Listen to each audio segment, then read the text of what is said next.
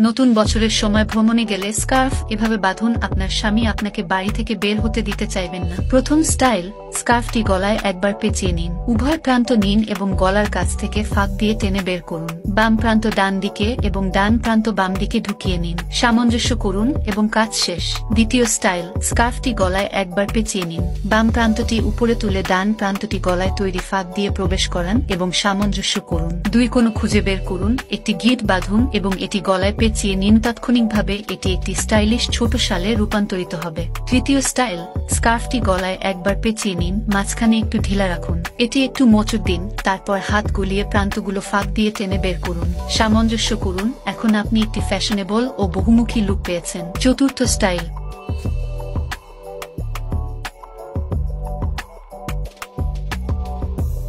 পঞ্চম স্টাইল,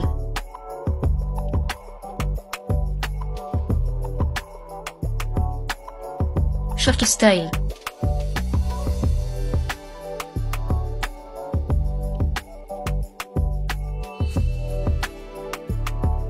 সপ্তম স্টাইল। সব মনে রাখা কঠিন, ফলো করুন এবং সংরক্ষণ করে রাখুন। যখন প্রয়োজন হবে ধীরে ধীরে দেখে নিন।